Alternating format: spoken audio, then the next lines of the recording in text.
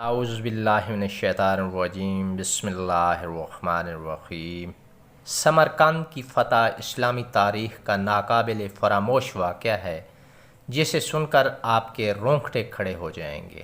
سمرقند سے طویل سفر طے کر کے آنے والا قاصد سلطنت اسلامیہ کے حکمران عمر بن عبدالعزیز سے ملنا چاہتا تھا۔ اس کے پاس ایک خط تھا جس میں غیر مسلم پادری نے مسلمان سپہ سالار قتیبہ بن مسلم کی شکایت کی تھی۔ پادری نے لکھا، ہم نے سنا تھا کہ مسلمان جنگ اور حملے سے پہلے قبول اسلام کی دعوت دیتے ہیں۔ اگر دعوت قبول نہ کی جائے تو جزیہ دینے کا مطالبہ کرتے ہیں، اور اگر کوئی ان دونوں شرائط کو قبول کرنے سے انکار کرے تو جنگ کے لیے تیار ہو جاتے ہیں۔ مگر ہمارے ساتھ ایسا نہیں کیا گیا اور ہم پر راتوں رات اچانک حملہ کر کے ہمیں مفتوح کر لیا گیا۔ یہ خط سمرقند کے سب سے بڑے پادری نے سلطنت اسلامیہ کے فرما روا عمر بن عبدالعزیز کے نام لکھا تھا۔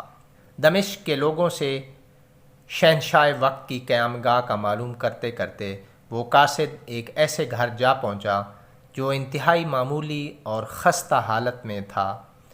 ایک شخص دیوار سے لگی سیڑھی پر چڑھ کر چھت کی رپائی کر رہا تھا اور نیچے کھڑی ایک عورت گارا اٹھا اٹھا کر اسے دے رہی تھی۔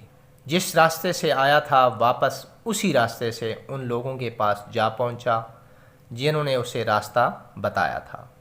اس نے لوگوں سے کہا، میں نے تم سے اسلامی سلطنت کے بادشاہ کا پتہ پوچھا تھا، نہ کہ اس مفلوق الحال شخص کا جس کے گھر کی چھت بھی ٹوٹی ہوئی ہے۔ لوگوں نے کہا، ہم نے تجھے پتہ ٹھیک ہی بتایا تھا، وہی حاکم وقت عمر بن عبدالعزیز کا گھر ہے۔ قاصد پر مایوسی چھا گئی اور بے دلی سے دوبارہ اس گھر پر جا کر دستک دی۔ جو شخص کچھ دیر پہلے لپائی کر رہا تھا وہی باہر نکلا۔ قاصد نے اپنا تعارف کرایا اور خط عمر بن عبدالعزیز کو دے دیا۔ عمر بن عبدالعزیز نے خط پڑھ کر اس خط کی پشت پر لکھا، عمر بن عبدالعزیز کی طرف سے سمرقند میں تعینات اپنے عامل کے نام۔ ایک قاضی کا تقرر کرو جو پادری کی شکایت سنے۔ مہر لگا کر خط واپس قاصد کو دے دیا۔ سمرقند لوٹ کر قاصد نے خط کا جواب اور ملاقات کا احوال جب پادری کو سنایا تو پادری پر بھی مایوسی چھا گئی۔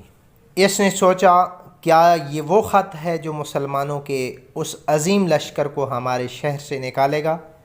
انہیں یقین تھا کہ کاغذ کا یہ ٹکڑا انہیں کوئی فائدہ نہیں پہنچا سکے گا، مگر کوئی اور راستہ بھی تو نہ تھا۔ چنانچہ خط لے کر ڈرتے ڈرتے امیر لشکر اور حاکم سمرقند قتیبہ بن مسلم کے پاس پہنچے۔ قتیبہ نے خط پڑھتے ہی فوراً ایک قاضی کا تعین کر دیا جو اس کے اپنے خلاف سمرقندیوں کی شکایت سن سکے۔ قاضی نے پادری سے پوچھا، کیا دعویٰ ہے تمہارا؟ پادری نے کہا، قتیبہ نے بغیر کسی پیشگی اطلاع کے ہم پہ حملہ کیا ہے۔ نہ تو اس نے ہمیں اسلام قبول کرنے کی دعوت دی تھی اور نہ ہی ہمیں کسی سوچ و بچار کا موقع دیا تھا۔ قاضی نے قتیبہ کو دیکھ کر پوچھا، کیا کہتے ہو تم اس دعوے کے جواب میں؟ قتیبہ نے کہا، قاضی صاحب، جنگ تو ہوتی ہی فریب اور دھوکہ ہے۔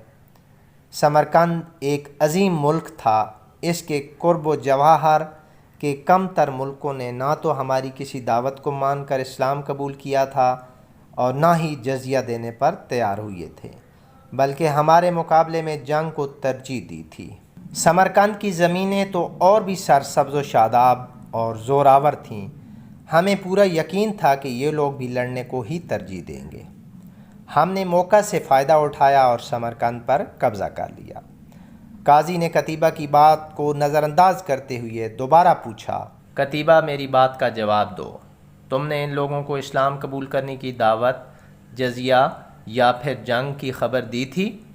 قتیبہ نے کہا، نہیں قاضی صاحب، میں نے جس طرح پہلے ہی عرض کر دیا ہے کہ ہم نے موقع سے فائدہ اٹھایا تھا۔ قاضی نے کہا، میں دیکھ رہا ہوں کہ تم اپنی غلطی کا اقرار کر رہے ہو۔ اس کے بعد تو عدالت کا کوئی اور کام رہ ہی نہیں جاتا۔ اللہ نے اس دین کو فتح اور عظمت تو دی ہی عدل و انصاف کی وجہ سے ہے، نہ کہ دھوکہ دہی اور موقع پرستی سے۔ میری عدالت یہ فیصلہ سناتی ہے کہ تمام مسلمان فوجی اور ان کے عہدیداران بما اپنی بیوی بچوں کے اپنی ہر قسم کی املاک اور مال غنیمت چھوڑ کر سمرقند کی حدوں سے باہر نکل جائیں اور سمرقند میں کوئی مسلمان باقی نہ رہے۔ اگر ادھر دوبارہ آنا بھی ہو تو بغیر کسی پیش کی اطلاع یا دعوت کے اور 3 دن کی سوچ و بچار کی مہلت دیے بغیر نہ آیا جائے۔ پادری جو کچھ دیکھ اور سن رہا تھا وہ ناقابل یقین تھا۔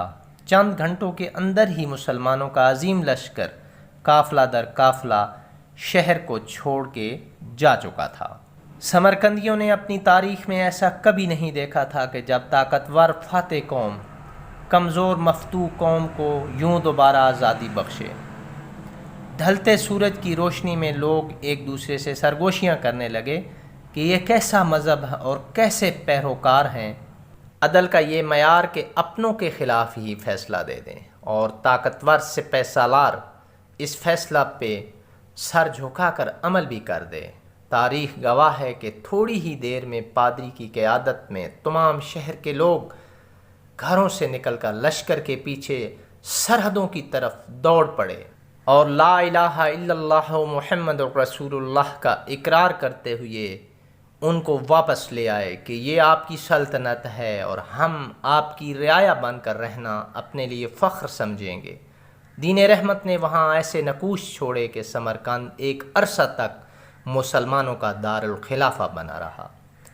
کبھی رہبر دو عالم حضرت محمد صلی اللہ علیہ وآلہ وسلم کی امت ایسے ہوا کرتی تھی، آج غیر مسلم تو دور کی بات، مسلمانوں سے مسلمان کو کوئی امان نہیں۔ ناظرین، اگر آپ کو میری یہ ویڈیو اچھی لگی ہے تو اس کو لائک کر دیں اور اپنے دوستوں کے ساتھ شیئر ضرور کریں۔ والسلام علیکم ورحمۃ اللہ وبرکاتہ۔